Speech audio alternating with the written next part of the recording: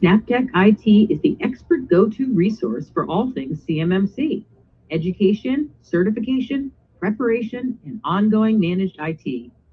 Manage, secure, grow. Check it out at snaptechit.com. Hello, everyone, and welcome back to another episode of 123 CMMC. My name is Dana. I will be your host, and today our guest is the ever so lovely Carl Bickmore. Hello, Carl. How are you? Oh, I'm well. I'm ever so lovely. Well, then you must be lovely too. Thank you. We'll both be lovely. All right. All right. Exciting topic today. The importance of zero trust for DoD contractors. Yeah, this is like a lot of things that we've seen come through tech. It's a bit of a buzzword these days that's starting to gain steam. Mm-hmm. So our first question is, what is the zero trust model? Oh, okay. Well, like you might find out there from vendor to vendor, they have different definitions of the word of cloud computing, for instance, or other things that you might find out there. This is one of those ones that you might find different people have a different term or what they mean different things. To me, at the most fundamental level, a zero trust means that whether something is in your network or out of your network, if it's going to access any resources for your organization, it must be expressly forbidden except when expressly approved. Meaning, rather than the traditional model that happens in networking where everything is accessible except what's blocked, everything is blocked except what's accessible, if that makes sense. That makes sense. So nothing is allowed except what is 100% identified and known. Okay. All right. So how are traditional networks typically set up when it comes to access? Well, I think it's not just networks, but it's computer operating systems true as well. I mean, I think the zero trust model applies in a couple of different ways. Like you'll find out there folks talking about zero trust networking access or ZTNA, or zero trust as an application control on an individual computer. And both computers and networks were originally created to simply do what they can do. In fact, security measures in general are always really just putting up blockades to make sure it's done securely. But by the default nature, if you go into an organization and plug a laptop into a port and that port is connected to a switch, that switch is connected to the network and the rest of the firewall data and the rest of the servers and workstations and also the internet, by default, everything is allowed. There is nothing restricted whatsoever. The original intention of the design of these things was, how do I make it functional and high performing? So this new model that's coming about is realizing how drastically risky that can be when, for instance, on a computer, any application script or browser add-on can run, or within a network, any device or remote user can make its way into the network and then have no restrictions in getting around. A really common approach, for instance, to remote access is to connect to a VPN first. And then once you get that VPN access into a network, you can get anywhere in the network, like your computer that just plugged into a port in the building, no restriction. Zero trust would take a different approach that says, okay, even if I'm going to let you in, I'm going to double check who you are through a couple of different things. Like, do you have good antivirus? Do I actually really know who you are? Do I have multi-factor authentication? There's checks on your identity. But then after you get into the network, you're still only going places expressly for you are approved. That way, it's actually higher performing because you're not spreading as wide of a net, but also it's way more secure because even if you connect to the VPN in this scenario or the replacement of VPN, the ZTNA solution, you still can only get to a specific allowed application or a specific folder or a specific area, and all the rest is protected from anything you might introduce to that network. So you can imagine the level of protection here goes up considerably when you consider how traditional networks set up, essentially being wide open. If the initial protection on the perimeter doesn't stop somebody from coming in, then they can run rampant in the network. So that's a very good point in talking about how these systems were designed, right? They were designed for functionality and performance, and now we have to protect them. So it's the afterthought of things. But that's very interesting in the whole. That's obviously a big difference between zero trust and just letting anybody and everybody in. So thank you for that. Sometimes when I'm referring to customers, I call it's reversing the default mode of operation. Instead of everything being allowed and trying to block the bad guys, everything's denied and only allowed what you know to be the good guys. Mm-hmm. Yeah, we just talked about this the other day, right? It's like the bouncer that doesn't let anybody into the bar. That's right. Him yeah. having security inside trying to find out if everyone's behaving themselves. It's a very similar concept applied to application control like we talked about before, and now applied from a networking perspective of what devices and resources you can access in a network. All right. Can you give viewers an example of how traditional networks work with threats outside of the business? Oh, yeah. Well, look, I would say that the vast majority of any kind of ransomware attacks or hacking attacks we see today are actually taking advantage of the fact that networks work in a traditional method. And so all they really need to do is break the perimeter, find access through the firewall or through an email or through a web page to the internal network. Then spreading laterally is actually not very difficult. I can tell you, we've seen a couple of times when we've looked to onboard a new customer and they've got fully functioning antivirus and even decent versions of it, fully functioning firewall, but attackers had found their way into the network through what I would consider legitimate paths, not legitimate for them, but what an employee might use legitimately for, say, remote access. They found their way in through a compromised password or even maybe through an exploit, which is a lot more rare. It's usually social engineering that leads to it. But they find their way into the network. And then as soon as we begin to put restrictions on the network and threat detection in place, we find that there's an actor fully functioning, beginning to export data, preparing for their attack, or sometimes we're coming in after the fact when the attack has happened and we can find evidence that they've been there for 3 months. A zero trust network solution would be a far better protection against that. It's still not detection of somebody in your network, but it's way more comprehensive protection because it's about denying everything no matter what, unless expressly approved, which means that if an attacker got into your network and then tried to, for instance, run a script to go across the network, the ZTNA program would block that traffic. So even if they made it in somehow in some way, the zero trust model would then prevent further expansion or getting to the goods, if that makes sense.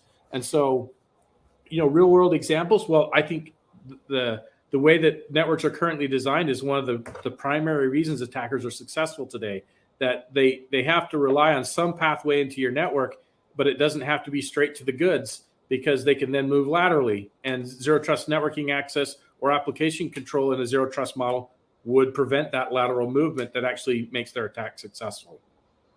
Now, just real quick, we talked about this a little bit when we talked about the application security. So does this, as far as the end user, the person on the computer, does this cause problems when they are trying to go, before you said that you look at logs before you implement something like this? Is that the similar kind of a thing that you would do in this situation so that when it gets launched, it's not, no one can get into anything? Oh, yeah. Look, it has to be implemented with care, right? You have to really make sure that the restrictions are correctly. It is still a bouncer. Now, instead of a bouncer for your computer, it's a bouncer for your network. And ideally, you have bouncers in both places, right? Be it on the network or for the computer. But just like anything else, when you implement it, you can make mistakes and lock things up and make people have problems getting their work done. So it does take care. It does take expertise and knowledge in the solution and an ability to count and know exactly what's going on in that organization so that you don't forget or miss something that wasn't maybe noticed or explained or brought up earlier. And so you do want to typically go through some type of parallel deployment where you deploy it, you watch, you look, you validate, you do testing, you prototype, and then when ready, you roll it out across the board. But I could say the good news is if you get it right, the end user's experience with ZTNA is actually typically better because a lot of those technologies are more modern than, say, a VPN remote access. And because of the nature of them not being as comprehensive in what they do, they're typically better performing. And so a lot of folks are actually having a better experience with zero trust networking access because their connection's faster and they have permission to do what they need to do for their work, and they can't accidentally get into areas they didn't mean to, but they can do their work. And so it just feels faster and easier. And so, this is an area where done correctly can be a real win-win as well, particularly on the zero trust networking access. All right. So here we go. So do you recommend that DoD contractors looking to be CMMC certified adopt a zero trust model as their approach to cybersecurity? Well, yeah. So CMMC is fundamentally building off of the principles of the NIST controls, the NIST 800, 171 controls, and the 172 for level 3. Those controls basically say, hey, you need to protect your network in the 5 categories of identify, protect, detect, respond, and recover. And to me, this is a really great answer for the things you need to do in the protect realm of the CMMC controls. And so there's a lot of controls when you're getting into protection, where they're asking for something that the zero trust model would be the best way to accomplish that. Now, there may be other acceptable ways to remediate things, but less comprehensive. For instance, remote access with VPN and multi-factor authentication might be acceptable today, but in the future, the zero trust stuff is going to be a lot better protection for remote access. And the reality of it is I'm seeing lots of rumblings. Like, I was in a meeting with a customer last week, and their auditor's like, hey, well, tell me about your zero trust initiative. What are you thinking about doing, and how is that going? Because even if it's not specifically stated that the type of remote access you set up in a control needs to be zero trust, it is becoming widely expected that that's the best way to do it from a practical standpoint. And so it's very helpful for answering controls around protection in your environment. And I could see a future where the controls begin to call out specifically that it's using zero trust technology as opposed to just traditional VPN, as an example, for remote access. That makes sense. It makes sense. And especially there's more and more remote workers every single day adding on to, since before COVID and now with COVID and afterwards. So. Remote work definitely feels the pain here. And actually, it's brought out the pain of the traditional VPN style method too, because it's typically slower, Mm-hmm. Mm-hmm. All right. So here we go. Many DoD contractors aren't equipped with the resources to implement a zero trust model. How do you suggest they begin? Yeah, look, I think the key thing here is that folks in the defense industrial base, many of them are subcontractors to prime subcontractors. And a lot of them have a smaller IT team, or maybe even fully outsource their IT. And so they internally just particularly don't understand zero trust. So hopefully this, helps them understand a little bit of the questions they need to ask and who they can go to. But their IT team may not understand the model or may not be familiar with the technology. And it really does come down to having expertise in the tools, delivering it. You got to know things around networking. You got to know things around security. You got to know things around end users and their access, and then the tools that provide zero trust architecture. And so for a lot of them, a great answer is going to be to work with a consultant that specifically understands and knows this, or work with an outsourced provider that has this in their tool bag that they know how to implement and implement well and efficiently and in a cost basis that works for them. I think the biggest thing is just understanding you need to be asking questions about it. And you need to be figuring out when is the right time to look at your network with a zero trust model and what initiatives you can kick off. Maybe you don't do it all now, but there's some really very practical things you can begin right away.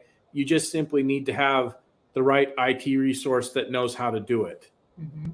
Yeah. And also, like this short little video now, hopefully somebody that didn't understand at all what zero trust was, watched it, is not as intimidated as it, and now can ask intelligent questions about it if they're talking to somebody. Yeah, I think the key thing is just understanding it's a new thing and it's different, right? Even maybe even a buzzword. Somebody may have said, hey, you need to do this, and they don't know what it is. So a little education around it goes a long way.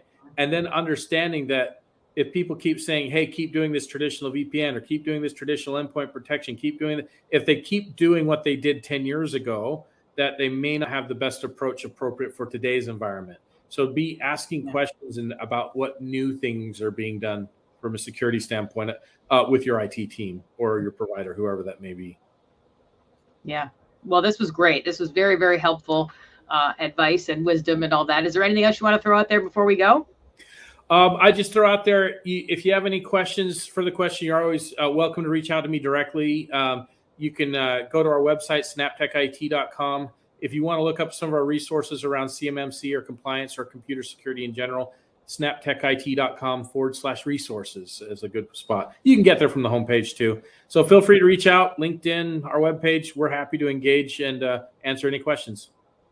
All right. Well, thank you very much, Carl, for your time. And thank you, everybody, for watching. And we hope to see you on the next episode of 123 CMMC. Until then, thanks, Dana. Bye-bye.